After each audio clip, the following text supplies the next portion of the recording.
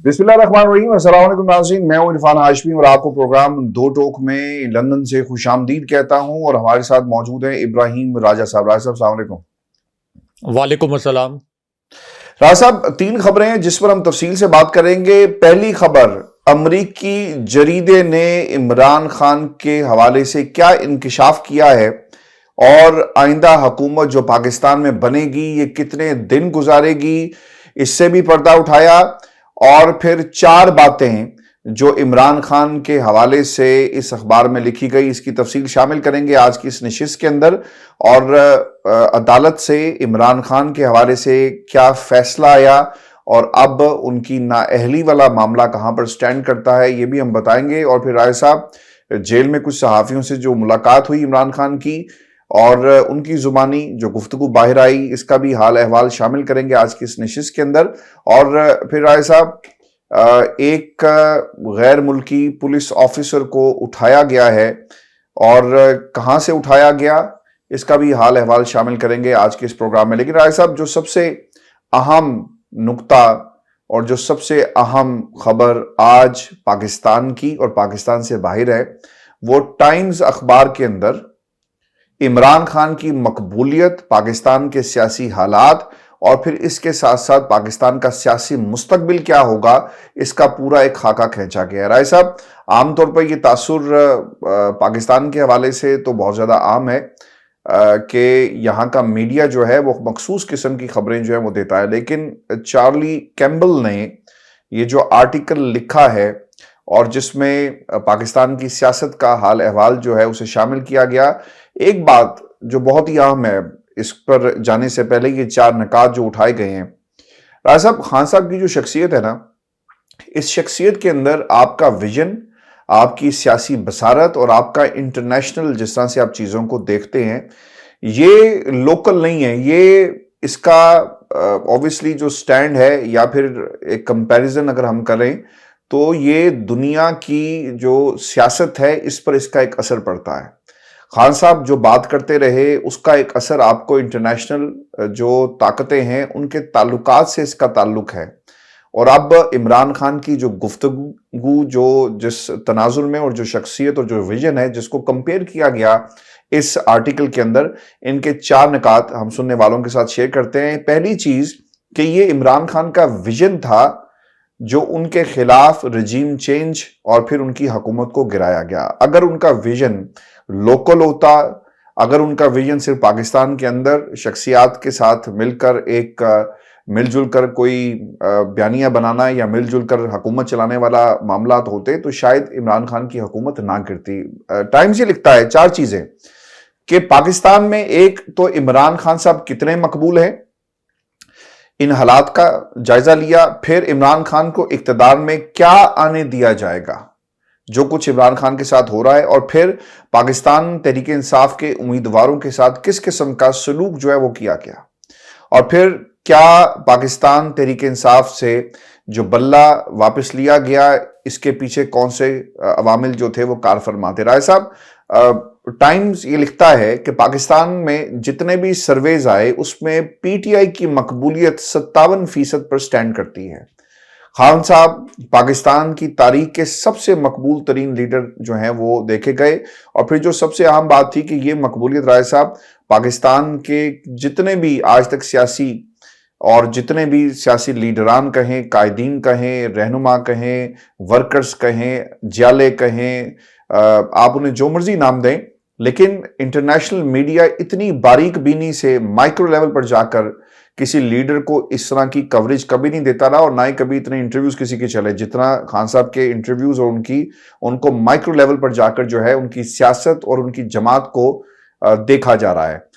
एक अदादोशुमार जिसके जरिए इमरान खान की मकबूलियत के ऊपर मोहर लगाई गई। कल हमने देखा था जो सर्वे आया, ये गैलप सर्वे नहीं है, ये किसी पाकिस्तान के लोकल थिंक टैंक का सर्वे नहीं है, ये गूगल का सर्वे था,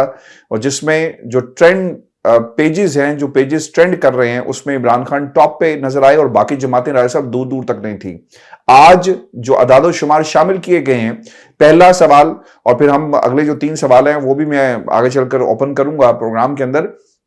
कि नून लीग ने राय साहब कौमी असम्बली की 266 میں سے 208 نشستوں پر امیدوار کھڑے کیے، جبکہ پی ٹی آئی نے 266 کی نشستیں جو تھی ان پر 266 امیدوار کھڑے کیے۔ پھر اسی طرح جو صوبائی اسمبلی 593 سیٹس ہیں وہاں پر 463 امیدوار کھڑے کیے۔ نون لیگ کی مقابلے میں پاکستان تحریک انصاف 593 سیٹوں پر 593 امیدوار کھڑی کرتی ہے، اور اگر دونوں کو ملایا جائے تو 859 سیٹیں بنتی ہیں، جس میں نون لیگ 671 اور پی ٹی آئی 859 پر کھڑی ہے۔ اتنے امیدوار انہوں نے اس کے باوجود اتارے ہیں۔ آپ 2/3 اکثریت لینے کی بات کرتے ہیں تو راجہ صاحب قومی اور صوبائی سیٹیں اگر دیکھا جائے تو آپ کو 188 سیٹوں پر امیدوار چاہیے ہوں گے، اور آپ کو 188 سیٹوں پر آپ کو امیدوار نہیں ملے تو یہ 2/3 اکثریت کیسے پوری ہوگی؟ اس پر ایک تو کمنٹ کر دیں، اور پی ٹی آئی کی مقبولیت۔ رائے صاحب جو اگلی 3 چیزیں ہیں اس پر بھی آتے ہیں، لیکن یہ ٹائم کا خان صاحب کے حوالے سے آرٹیکل آنا، اس کی ٹائمنگ بڑی امپورٹنٹ ہے۔ رائے صاحب دیکھیں ہاشمی صاحب، ٹائم نے یہ جو مضمون لکھا اس کے 2 مزید اہم ترین جو پوائنٹس ہیں ان پر بھی بات کرتے ہیں، لیکن کوئکلی جو 3 دلچسپ اور بڑی بریکنگ نیوز ہیں یہ بھی اپنے ویورز کے ساتھ شیئر کرتے ہیں۔ ان میں سے ایک خبر ایسی ہے کہ اس خبر کی وجہ سے اور اس خبر کے مطابق عمران خان صاحب کے دوبارہ پرائم منسٹر بننے کا راستہ کھل گیا ہے۔ بڑے عرصے کے بعد ایک مثبت اور پازیٹیو خبر عمران خان صاحب کے متعلق آئی ہے، اور الیکشن کمیشن نے اور پاکستان کے چوٹی کے قانونی ماہرین نے اس کی تصدیق بھی کی ہے۔ اور ایک خبر ہے کہ جسٹس فائز عیسیٰ صاحب کے ساتھ، یعنی جس طریقے سے جسٹس فائز عیسیٰ صاحب کے متعلق ہم یہ کہتے ہیں کہ چھوٹے چھوٹے فائز عیسیٰ صاحب ہر جگہ موجود ہوتے ہیں، تو ایک ان کے ساتھ بھی پرینک ہوا ہے۔ پہلے یہ جو پرینک ہوا ہے گجرات میں، اس کے متعلق کوئکلی اپنے ویورز کو بتاتے ہیں۔ اب ہاشمی صاحب یہ حلقہ ہے PP 31، یہاں پر جو تحریک انصاف کے امیدوار ہیں، یعنی پنجاب اسمبلی کا حلقہ گجرات سے PP 31، ان کے ایک کزن ہیں چیمہ صاحب۔ اب چیمہ صاحب جو ہیں یہ اپنے کزن سے ملنے کے لیے امریکہ سے آئے، اور یہ جو چیمہ صاحب ہیں یہ خود امریکہ میں پولیس ڈپارٹمنٹ میں ہیں، نیو یارک پولیس ڈپارٹمنٹ میں یہ کام کرتے ہیں۔ ان سے غلطی یہ ہو گئی کہ یہ اپنی ونٹر ویکیشن کے اندر کچھ انہوں نے چھٹیاں لیں، یہ گجرات آئے، اپنے کزن کے گھر بیٹھے ہوئے تھے، تو یہاں پر چونکہ ان کے کزن PTI کے امیدوار ہیں تو ان کے گھر پر چھاپا پڑ گیا۔ یہاں پر چیمہ صاحب بھی بیٹھے ہوئے تھے، تو چیمہ صاحب کو تحریک انصاف کا ایک فعال کارکن سمجھ کر اور تحریک انصاف کا ایک فعال کارکن کنسیڈر کر کے قرار دے کر گرفتار کر لیا گیا، اغوا کر لیا گیا، اور ان پر الزام یہ لگایا گیا کہ یہ نعرے لگا رہے تھے تحریک انصاف کے حق میں اور عمران خان صاحب کے حق میں۔ اب جس وقت انہیں گرفتار کر لیا گیا تو بعد میں پتہ یہ چلا کہ یہ تو نیو یارک پولیس کے ایک آفیسر ہیں، ان کے ایک اہلکار ہیں۔ آپ اندازہ کر لیں کہ پاکستان کے اندر کس طرح کی اندھیر نگری ہو رہی ہے کہ انہوں نے یہ بھی جاننے کی کوشش نہیں کی۔ انہوں نے کہا کہ بس یہ جو PTI کا امیدوار ہے اس کے گھر جو بھی بیٹھا ہے اس کو اٹھاؤ اور اس کے اوپر مقدمے درج کر دو۔ تو ایک تو پرینک یہ ہو گیا۔ اب آ جائیں کہ عمران خان صاحب کے دوبارہ پرائم منسٹر بننے کے حوالے سے ایک کیا بریکنگ نیوز آئی ہے، جو کہ الیکشن کمیشن سے ایک تصدیق شدہ خبر ہے۔ ہاشمی صاحب، پاکستان کا جو ایک بہت بڑا انگریزی اخبار ہے اس نے یہ خبر شائع کی ہے، اور اس خبر میں یہ لکھا گیا ہے کہ الیکشن کمیشن نے یہ کہا ہے کہ تحریک انصاف اپنا انتخابی نشان کھونے کے باوجود ایک تسلیم شدہ سیاسی جماعت ہے جو الیکشن کمیشن میں رجسٹرڈ بھی ہے۔ اس کے بعد کہا گیا کہ الیکشن کمیشن نے یہ بتایا کہ PTI کی بطور جماعت جو رجسٹریشن ہے یہ ختم نہیں کی گئی،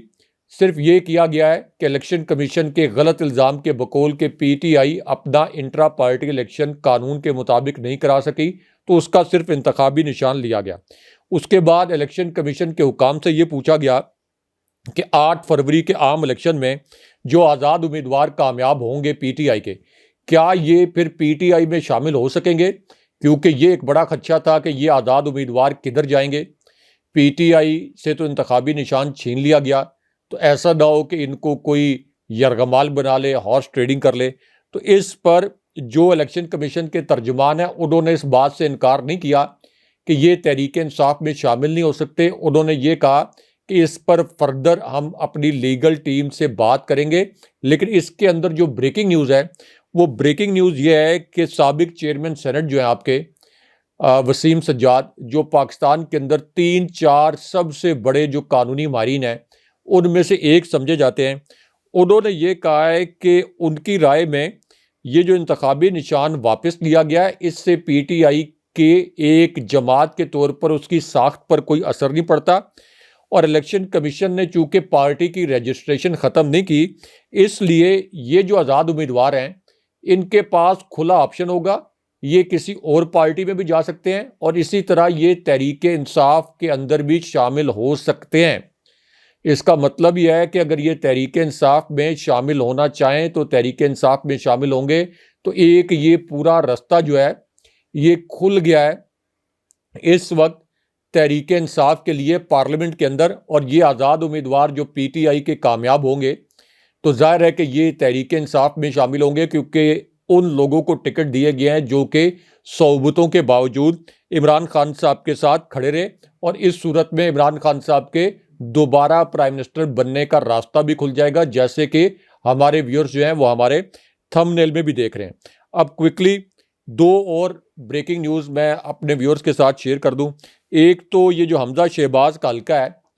یہ تقریباً ہاشمی صاحب 2.5 دہائیوں سے یہاں سے شریف خاندان الیکشن لڑ رہا ہے، لیکن پہلی مرتبہ یہاں سے اب پی ٹی آئی کی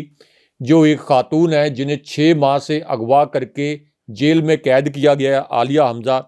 اب یہاں سے عالیہ حمزہ جو ہیں ایک سروے آیا ہے کہ ان کو حمزہ شہباز پر واضح برتری حاصل ہے۔ NA121 لاہور کا جو سروے ہے یہ ایک ایسے ٹی وی چینل نے کیا ہے جو کہ عمران خان صاحب کے خلاف خبریں چلانے کے لیے مشہور ہے، لیکن یہ ٹی وی چینل بھی یہ کہنے پر مجبور ہو گیا کہ اس حلقے سے تحریک انصاف جیتے گی۔ اچھا، اب اس کے بعد کوٹا دو کا بھی بڑا دلچسپ سروے آیا ہے۔ کوٹا دو میں MNA کی جو 2 نشستیں ہیں ان پر پی ٹی آئی دونوں نشستوں پر جیت رہی ہے، اور ایک اور کوئکلی بریکنگ نیوز کوئکلی اپنے ویورز کے ساتھ شیئر کریں کہ پی ٹی آئی کے ہاتھ ایک اور اہم ڈاکومنٹ اور ایک اور اہم دستاویز لگ گئی ہے۔ ایک ویڈیو کلپ بھی اس سے جڑا سامنے آ گیا ہے، کیونکہ پی ٹی آئی نظریاتی کے جو چیئرمین ہیں انہوں نے یہ کہا کہ جی میرا تو تحریک انصاف کے کسی رہنما سے رابطہ نہیں تھا۔ انہوں نے جب پریس کانفرنس کی انہوں نے کہا کہ الیکشن کمیشن تحریک انصاف کے جو نظریاتی گروپ کے ٹکٹ لینے والے ہیں ان کے خلاف کارروائی کرے، کیونکہ ہمارا پی ٹی آئی کے ساتھ کوئی ایگریمنٹ نہیں تھا، کوئی رابطہ نہیں تھا۔ لیکن اب ایک ڈاکومنٹ سامنے آ گیا ہے، اس میں یہ پتہ چلا ہے کہ 7 دن تک یہ مذاکرات ہوئے ہیں پی ٹی آئی نظریاتی کے چیئرمین کے ساتھ۔ اس کے بعد یہ ایگریمنٹ ہوا کہ ان کو 7 نشستیں دی جائیں گی، لیکن بعد میں جب یہ اقبال ڈار صاحب جو ہیں، اختر اقبال ڈار صاحب، جب یہ اپنے گھر پہنچے تو ان کو یہ پتہ چلا کہ ان کے گھر والے غائب کر دیے گئے ہیں۔ 3-4 گھنٹے یہ غائب رہے، اور اس کے بعد پھر انہوں نے پریس کانفرنس کر دی، اور پریس کانفرنس میں کہا کہ پی ٹی آئی کے ساتھ، یعنی عمران خان صاحب کی جو پی ٹی آئی ہے اس کے ساتھ ہمارا کسی قسم کا کوئی رابطہ نہیں ہوا۔ تو اب یہ جو راز ہے یہ بھی کھل گیا۔ ایک دلچسپ خبر کوئکلی، مریم نواز جو ایک بہت بڑی سیاسی خاتون کے طور پر خود کو بنوانے کی کوشش کرتی ہیں، تو عام طور پر جو سیاسی رہنما ہیں ان کو کتابوں وغیرہ کے تحفے دیے جاتے ہیں۔ اب ان کو جو تحفہ دیا گیا ہے یہ بھی کوئی بری بات نہیں ہے، لیکن سوشل میڈیا پر ان کی یہ ویڈیو وائرل ہے، ان کو ایک بھینس کے اوپر غبارے باندھ کر یہ ان کو گفٹ کی گئی ہے، اور نون لیگ کے جلسے سے ہی ایک خاتون اینکر کی ایک بڑی تکلیف دہ ویڈیو بھی سامنے آئی ہے جس میں ان کو ہراساں کیا گیا ہے۔ یہ پی ٹی آئی پر جعلی الزامات لگاتے تھے، لیکن یہ ویڈیو ایسی ہے کہ اس کے مناظر کو میں الفاظ میں بیان نہیں کر سکتا، کیونکہ ہمارا جو چینل ہے یہ فیملیز بھی دیکھتی ہیں۔ اب آ جائیں جو ٹائم کے 2 نکات آپ نے ڈسکس کیے۔ دیکھیں ہاشمی صاحب، ٹائم کا جو سب سے اہم نکتہ ہے وہ یہ ہے کہ عمران خان صاحب کو ان کے انٹرنیشنل ویژن کی وجہ سے ان کی حکومت گرائی گئی، یعنی اگر وہ چاہتے تو پاکستان کی اس وقت کی اسٹیبلشمنٹ سے سمجھوتا کر لیتے، یا آپ یہ کہہ لیں کہ پاکستان کے مفادات پر سمجھوتا کر کے انٹرنیشنل اسٹیبلشمنٹ سے وہ اپنے رابطے استوار کر لیتے، دوسرے ملکوں کے مفادات کو سرو کرتے، پاکستان کے مفادات کو پس پشت ڈال دیتے۔ مثال کے طور پر جس طرح سے عمران خان صاحب نے ایبسلوٹلی ناٹ کے الفاظ بولے، پوری دنیا کو، یعنی دنیا کی جو طاقتیں ہیں جو کہ دوسرے ملکوں کو اپنی کالونی سمجھتی ہیں، ان طاقتوں کو عمران خان صاحب نے اوفینڈ کر دیا۔ کیوں؟ عمران خان صاحب نے پاکستان کا مفاد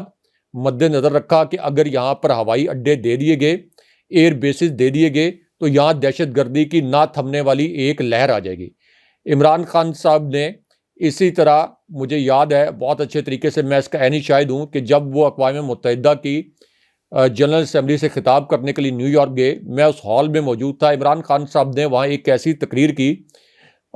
مسلمانوں کو بھی ڈیفینڈ کیا، اسلام کو ڈیفینڈ کیا، پاکستان کو ڈیفینڈ کیا، مودی کو گرل کیا۔ تو اس کے اوپر آپ یہ کہہ سکتے ہیں کہ بہت سی طاقتیں جو ہیں وہ اوفینڈ ہو گئیں، کیونکہ عمران خان صاحب نے امت مسلمہ اور پاکستان کے مفاد کی بات کی۔ اسی طرح جو پاکستان کی اس وقت کی اسٹیبلشمنٹ تھی، وہ یہ چاہ رہی تھی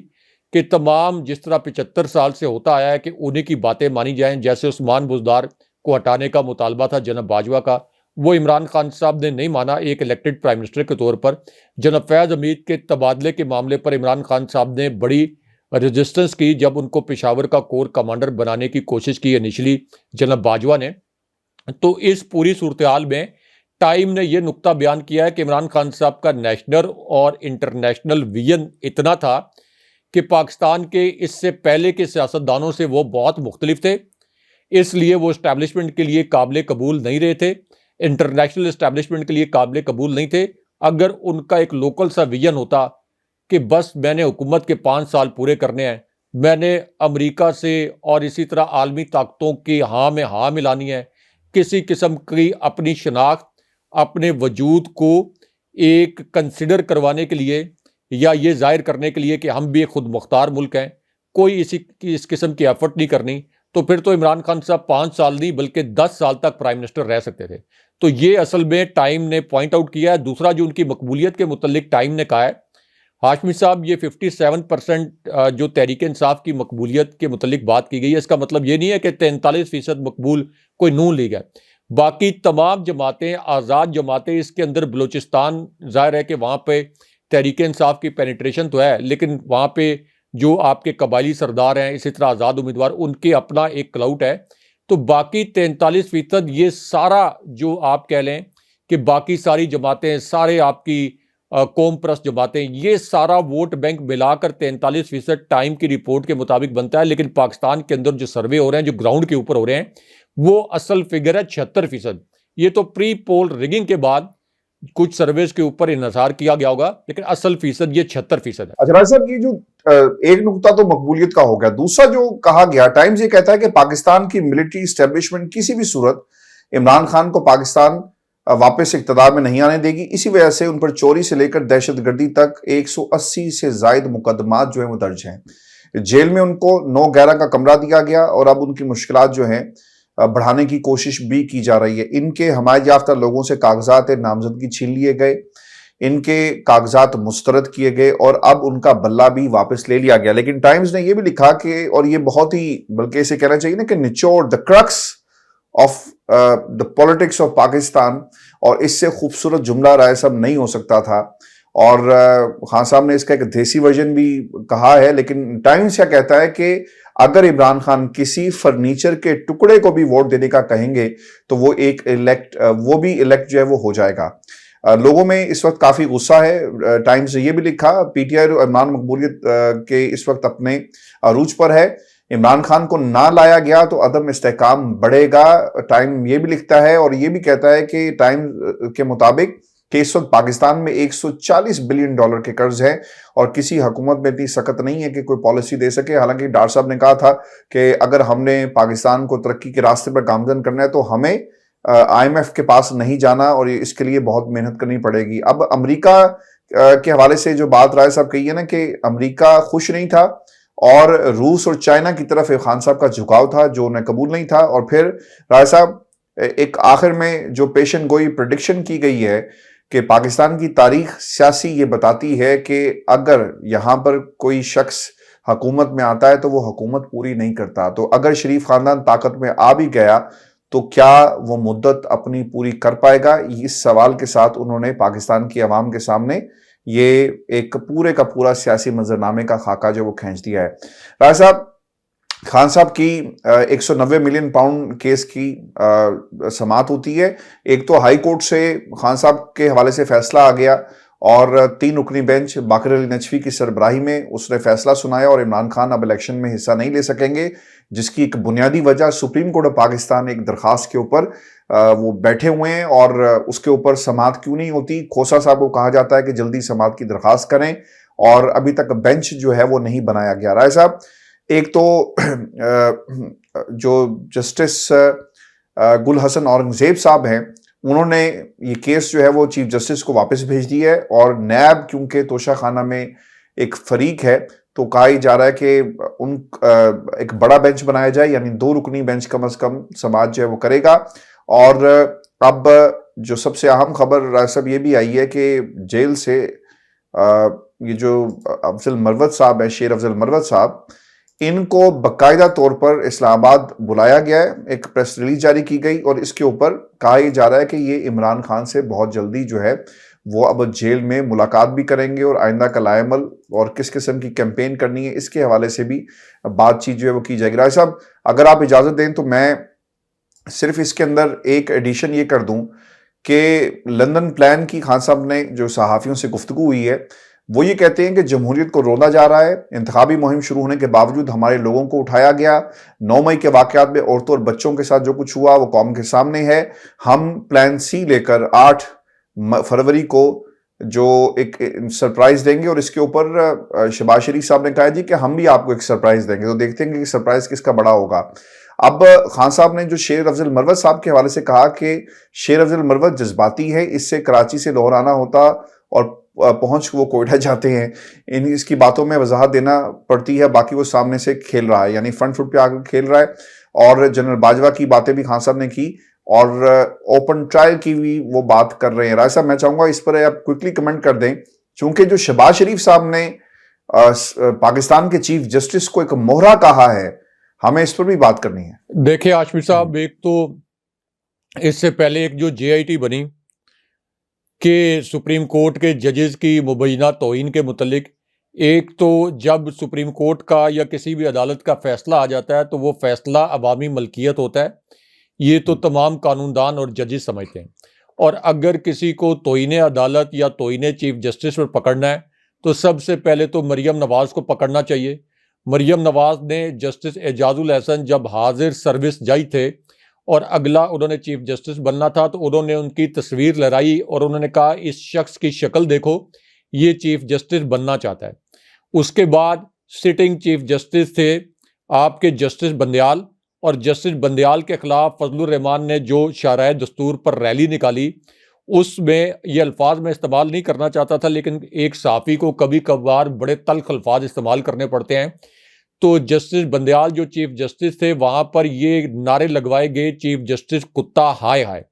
اور فضل الرحمان نے یہ کہا کہ جمہوریت کے لیے ان 3-4 ججوں کی قربانی بھی دینی پڑے تو دے دیں. ان کے جو ان کی ایک جو شدت پسند تنظیم ہے ذیلی JUI کی، اس کے اس وقت وہ رضاکار، نام نہاد رضاکار موجود تھے شارع دستور پر، اور کسی بھی وقت سپریم کورٹ پر حملہ ہو سکتا تھا کیونکہ چیف جسٹس صاحب، جسٹس منیب اختر، جسٹس اعجاز الحسن جب یہ سب کچھ کہا گیا تو عدالت کے اندر موجود تھے. اور بعد میں چیف جسٹس نے ایک فیصلے میں اس کا ذکر بھی کیا کہ ہماری جانوں پر حملہ کرنے کی کوشش کی گئی. تو سب سے پہلے تو آپ پکڑے مریم نواز کو. اس کے بعد شہباز شریف نے پشاور ہائی کورٹ کے متعلق کہا، کیا الفاظ کے جب پشاور ہائی کورٹ نے انتخابی نشان PTI کا بلہ بحال کیا تو انہوں نے کہا کہ رشتہ داریاں نہیں نبھانی چاہیے، یہاں پہ تو کوئی رشتہ داریاں نبھائی جا رہی ہیں. تو یہ کیا بات ہوئی کہ جو لوگ ڈائریکٹ ججز کے اوپر تنقید کر رہے ہیں، لاہور ہائی کورٹ کے چیف جسٹس کو کہا کہ داماد chief justice, sitting chief justice کو کہا کہ داماد چیف جسٹس،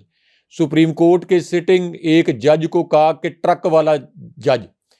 تو ان کے خلاف کارروائی کی آپ میں جرت نہیں ہے. اور جو جسٹس فائز عیسیٰ کے فیصلے پر تنقید کر رہا ہے، اس فیصلے پر تنقید پر آپ یہ کہہ رہے ہیں کہ توہین چیف جسٹس ہو رہی ہے، یہ کہاں کا انصاف ہے؟ اور دوسری بات یہ ہے کہ یہ جو الفاظ استعمال کیے گئے کہ سپریم کورٹ کے ججز کی توہین، سپریم کورٹ کے کسی اور جج پر تو تنقید نہیں ہو رہی، صرف جسٹس فائز عیسیٰ پر تنقید ہو رہی ہے. تو سیدھا آپ پھر یہ JIT بنائیں کہ توہین چیف جسٹس یعنی آپ یہ کہہ لیں کہ نام نہاد کہ جسٹس فائز عیسیٰ صاحب کا جو فیصلہ ہوگا وہ اتنا ایک ہولی بک ہوگا اور اتنا آپ یہ کہہ لیں کہ مقدس فیصلہ ہوگا کہ اس کے اوپر آپ تنقید نہیں کر سکتے۔ دوسرا یہ ہاشمی صاحب کہ یہ جو اسلام آباد ہائی کورٹ کے اس سے پہلے فیصلے آئے ہیں ان کے اوپر بھی ان کے اسپرٹ کے مطابق عمل نہیں کیا گیا، یعنی اسلام آباد ہائی کورٹ کے فیصلوں کو ٹرائل کورٹ نے بار بار روندا ہے، حالانکہ ٹرائل کورٹ جو ہے وہ اسلام آباد ہائی کورٹ کے ماتحت ہے۔ جتنی بھی ٹرائل کورٹس ہیں اسلام آباد کی حدود میں وہ ان کی ماتحت ہے، لیکن اس کے باوجود آپ دیکھیں کہ سائفر کیس ہو، اسی طرح آپ کا جو توشہ خانہ کا نام نہاد کیس ہے اور دیگر کیسز، ان کے جعلی ٹرائل وہیں پر اڈیالہ جیل میں کیے گئے ہیں۔ اس وجہ سے میں کہتا ہوں کہ جسٹس فائز عیسیٰ صاحب کی جوڈیشری میں جتنی اندھیر نگری ہوئی ہے اس کی کوئی مثال نہیں ملتی، لیکن کوئی بات نہیں، اکتوبر تک یہ دور بھی ختم ہو جائے گا، اس کے بعد دیکھیں گے کہ مورخ جسٹس فائز عیسیٰ صاحب کو کن الفاظ میں یاد رکھتا ہے۔ اچھا راج صاحب، یہ جو خان صاحب کی صحافیوں سے گفتگو ہوئی ہے اس میں ایک تو آج کل خان صاحب نا ریگولر بیسس پہ قرآن پاک کا حوالہ دے رہے ہیں، تلاوت کرتے ہیں، اور جو لوگ ان سے مل کر آئے ہیں ان کی شخصیت میں اب قرآن پاک کی جو تعلیمات ہیں اس کا بار بار وہ ذکر کرتے ہوئے نظر آتے ہیں۔ خان صاحب نے یہ بھی کہا کہ جو معاشرے امر بالمعروف پر نہیں چلتے وہ تباہ ہوتے ہیں۔ قرآن میں یہ بھی ہے کہ منافق بدی کے ساتھ کھڑے ہوتے ہیں اور اچھائی کے خلاف جاتے ہیں۔ انصاف کے بغیر معاشرہ ترقی نہیں کر سکتا۔ لوگوں کو اٹھا کر سافٹ ویئر اپڈیٹ کیا جاتا ہے، لوگوں یہ سافٹ ویئر اپڈیٹ کے اسپیشلسٹ بن چکے ہیں، ویگو ڈالا اٹھا کر لے جاتا ہے، اس کے بعد پتہ چلتا ہے کہ بندے کا سافٹ ویئر اپڈیٹ ہو گیا۔ انہوں نے پی ٹی آئی کی تمام قیادت کو اڑا دیا، انتخابی نشان تک لے لیا، پی ٹی آئی کے امیدواروں کو گندے گندے نشانات دیے گئے، لوگوں کو اٹھا کر 9 میں ڈالا جا رہا ہے۔ مریم کے فلیٹس کو کیوں نہیں پوچھا جاتا؟ نواز شریف، مریم اور نواز اور زرداری نے توشہ خانہ سے گاڑیاں لی، ان سے کیوں نہیں پوچھا جاتا؟ تمام تر توجہ پی ٹی آئی کو ختم کرنے پر لگی ہوئی ہے۔ سپریم کورٹ کو انسانی حقوق کی خلاف ورزیوں کو دیکھنا ہے۔ ہمارے امیدوار انتخابی مہم کے لیے نکلتے ہیں تو ان پر ایف آئی آر کٹ جاتی ہے۔ ان کی تمام تر توجہ پاکستان تحریک انصاف کو ختم کرنے پر لگی ہوئی ہے۔ پھر رائے صاحب، the people are more interested to know کہ خان صاحب جیل میں کیا کرتے ہیں۔ انہوں نے کہا جی کہ جیل میں ریلیکس ہونے کا ٹائم مل جاتا ہے، جیل میں موبائل فون سے آزاد ہو گیا ہوں، ریلیکس ہونے کا ٹائم ہے، ورزش بھی کر لیتا ہوں، قوم کو فیصلہ کرنا ہے کہ انہیں غلام بننا ہے یا آزاد۔ جنگ آزادی، یہ جنگ آزادی کی جنگ ہے۔ کیا ہم نے ہمیشہ طاقتور کی غلامی کرنی ہے؟ جب تک زندہ ہوں لڑتا رہوں گا اور غلامی قبول نہیں کروں گا۔ نواز شریف کیوں خاموش ہے اور انہوں نے کیوں غلامی قبول کر لی ہے؟ پھر ایک سوال نا سوشل میڈیا پر وائرل کارٹون سے متعلق بھی ہوا ہے۔ وہ یہ کہتے ہیں کہ سوشل میڈیا پر کارٹون زیر گردش ہے جس میں آپ بطور وزیر اعظم اور آپ لوگوں کو جیل بھیجنے اور انہیں رلا دینے کا کہہ رہے ہیں، جبکہ کارٹون کے دوسرے حصے میں آپ بطور قیدی آیات کا ترجمہ پڑھ کر کہہ رہے ہیں کہ دشمنوں سے بھی اتنی نفرت نہ کرو کہ انصاف نہ کر سکو۔ صحافی نے اپنا سوال جاری رکھا اور پوچھا کہ کیا کارٹون آج صورتحال کے مطابق ہے، جس پر خان صاحب نے جواب دیا کہ میں کوئی پاناما میں اندر نہیں آیا، میرے اوپر کوئی چوری کا کیس نہیں، جیل میں کھڑے ہو کر کہہ رہا ہوں کہ جب تک کڑا احتساب نہیں ہوگا ملک کبھی ترقی نہیں کر سکتا اور طاقتور کو قانون کے آپ کو انڈر لے کر آنا ہے۔ رائے صاحب، خان صاحب کی گفتگو سے ایسا لگتا ہے کہ سسٹم کو ری سیٹ کرنے کی ضرورت ہے۔ جب تک سسٹم ری سیٹ نہیں ہوگا اور دوبارہ سے چیزیں بوٹ یعنی جو پورا نظام ہے اسے آپ نے بوٹ نہ کروایا تو میرا خیال ہے کہ حالات صحیح نہیں ہوں گے۔ ہم اسی ایک سرکل میں گھوم رہے ہیں، ہر سال 4 سال بعد، 5 سال بعد، 10 سال بعد حکومتیں بدلتی ہیں، کردار بدل جاتے ہیں، اسکرپٹ وہی چل رہا ہے جس کی طرف خان صاحب نے جو ہے وہ اشارہ بھی کروایا۔ دیکھیں ہاشمی صاحب، ایک تو عمران خان صاحب نے یہ بھی کلیئر کر دیا اور اس بات کی تصدیق کر دی کہ انہیں کچھ پیغامات بھجوائے گئے تھے اور ان پیغامات میں عمران خان صاحب کو یہ کہا گیا کہ اگر وہ اپنا جو نیریٹو ہے اس سے کچھ پیچھے ہٹ جائیں تو پھر ان کے لیے جو چیلنجز ہیں یہ چیلنجز کافی کم ہو جائیں گے۔ لیکن بہرحال ایک ویڈیو وائرل ہے ہاشمی صاحب آپ کی اس وقت سوشل میڈیا پر، جو کہ جسٹس فائز عیسیٰ صاحب کی کوئی مبینہ پراپرٹیز کے متعلق ہے۔ یہ ویڈیو ایک مرتبہ پھر وائرل ہوئی ہے، اس کی کہانی بتائیں کہ یہ اصل کہانی کیا ہے، کب کی ویڈیو ہے، کیونکہ آج میں دیکھ رہا تھا کہ سوشل میڈیا پر کافی اس ویڈیو کا چرچا تھا۔ رائے صاحب، ایک تو ریکارڈ کی درستگی بہت ضروری ہے اور میں نے ہمیشہ صحافت جو ہے نا وہ ہمت سے کی ہے اور کسی سے بغیر کسی خوف کے کی ہے۔ آپ کو یاد ہوگا کہ قاضی فائز عیسیٰ صاحب کا جب وہ چیف جسٹس نہیں بنے تھے اور ان کے اوپر الزام تھا، ایک ریفرنس بھیجا گیا، تو ان دنوں نا میں بات عام طور پر صحافی جو ہمارے لندن سے کوریج کرتے ہیں یہ کہا کرتا تھا کہ یار آپ لوگ پاکستان کے ٹی وی پر یہ پراپرٹیز دکھاتے کیوں نہیں ہیں؟ ہم نے ایون فیلڈ اپارٹمنٹ چلتے ہوئے دیکھے، ہم نے دیگر جو سیاستدان تھے ان کے اوپر کیسز اور پھر ان کی بلڈنگز کے حوالے سے بھی اور جدادوں کے حوالے سے بھی چیزیں بہت ساری دیکھی، سر محل دیکھ لیا، ہم نے بہت سارے پیلیسز دیکھ لیے، ہم نے امریکہ میں جو فلیٹ زرداری صاحب کے ساتھ جو ایسوسیٹ کیا جاتا ہے ہم نے وہ دیکھ لیا، بی بی شہید کہاں رہا کرتی تھی ہم نے وہ دیکھ لیا، ایجور روڈ کے اوپر جو جدادے ہیں رحمان ملک صاحب اور پھر دوسرے اور پھر ایم کیو ایم کے ٹھکانے وہ ہم نے دیکھے ہیں۔ تو آپ قاضی صاحب کی جو 3 پراپرٹیز جس کا ذکر موجود ہے یہ دکھاتے کیوں نہیں ہیں؟ تو میں نے ان جو پراپرٹیز تھی قاضی صاحب کی ان کے پتوں پر گیا اور پھر ان کی ویڈیوز بنائی، اور پھر جو عدالت میں رپورٹ ہوتی تھی ہم اس رپورٹ کو جو ہے اپنے تجزیے کے ساتھ عوام کے سامنے رکھتے تھے، تاکہ پاکستان کی عوام کو یہ تو پتا چلے کہ جس جج کے اوپر اس وقت سوال اٹھایا جا رہا ہے اور جس کا ریفرنس جو ہے موجود ہے سپریم کورٹ آف پاکستان میں اور وہ خود ریفرنس لڑ رہا ہے، تو وہ جدادیں اصل میں ہیں کہاں پر؟ اچھا اب ہوا یہ کہ رائے صاحب یہ 3 سال پرانی بات ہے، آج اس کو تقریباً کوئی 1000 دن گزر چکے ہیں، اور جب ہم نے یہ سٹوری کی تھی اور آج کیونکہ قاضی صاحب نے ایک فیصلہ دیا تو اس کے بعد یقیناً اس فیصلے کے اوپر ہمارے بھی تحفظات ہیں، لیکن سوشل میڈیا کے اوپر یہ پرانی ویڈیوز نکال کر میرے نام سے جو ہے وہ پھینکی جا رہی ہیں۔ میرا خیال ہے کہ دوست جو ہمارے اس کو وائرل کر رہے ہیں یا شیئر کر رہے ہیں انہیں تھوڑی سی تحقیق کرنی چاہیے۔ اب میں پروگرام اس وقت رائے صاحب کر رہا ہوں اور مجھے یہ بھی معلوم نہیں کیونکہ میں نے اس پہ ابھی مزید انویسٹیگیشن نہیں کی کہ اب ان پراپرٹیز کا کیا سٹیٹس ہے، چونکہ 3 سال پہلے تو ہم اپنی بات پر قائم تھے کہ یہ ان کی ہے، لیکن کیا یہ پراپرٹیز آج بھی ان کی ملکیت ہے، ان کے خاندان کے کسی فرد کی ملکیت ہے یا نہیں ہے؟ تو میرا خیال ہے کہ اس کے اوپر انویسٹیگیشن ہوگی، اور میرا خیال ہے کہ اب یہ ریلیونٹ چیز ہو گئی ہے اور اس کا کوئی فائدہ نہیں ہے۔ یہ پراپرٹیز ان کی تھی، ریفرنس بنا، اس کا ایک ٹریل آج بھی ہم سوال کرتے ہیں کہ پیسہ کہاں سے آیا بتا دو بھائی۔ جی وہ ریفرنس ہی ختم ہو گیا، اب تو ہاں ریفرنس ہی ختم ہو گیا، جنہوں نے ریفرنس ڈالا تھا وہ ریفرنس بھی سر ریفرنس ختم ہو گیا، ریفرنس کرنے والے ختم ہو گئے، رہے نہیں اپنی کرسیوں پہ۔ تو میرا خیال ہے کہ ہمیں تھوڑا سا تحقیق کرنی چاہیے، اور اس طرح کا اس میں تاثر، ایک چھوٹی سی بات، وہ تاثر یہ مل رہا ہے کہ شاید یہ میں نے کل پرسوں جب یہ فیصلہ آیا نا تو اس کے بعد یہ ویڈیو بنائی، حالانکہ نہیں وہ مجھے یاد آ گیا کہ یہ بالکل اس وقت کی ویڈیو ہے، 3 سال پرانی ویڈیو، 3 سال پرانی ویڈیو۔ رائے صاحب اس میں تو ایک پراپرٹی اس کلپ میں دکھا رہے ہیں نا، اس کے علاوہ بھی 2 پراپرٹیز ہیں، اور مجھے یاد ہے کہ کس طرح میں کیمرے چھپا کے وہاں گیا اور کس اسٹیشن پہ اترا۔ تو میرا خیال ہے کہ اب یہ irrelevant سی بات ہو گئی ہے۔ قاضی صاحب کے فیصلوں پر تنقید جو ہے یہ کرنا ہر پاکستانی کا حق ہے، قاضی صاحب کے فیصلوں پر نہیں، چیف جسٹس یا کسی بھی عدالت کے جج کے فیصلوں پر تنقید کرنا یہ آئینی حق ہے۔ ویورز یہ آج کا ہمارا شو تھا، اپنے کمنٹ ضرور بھیجیے گا، چینل کو ضرور سبسکرائب کیجیے گا۔ مجھے اور ابراہیم رائے صاحب کو اجازت دیجیے، اللہ نے کے بعد۔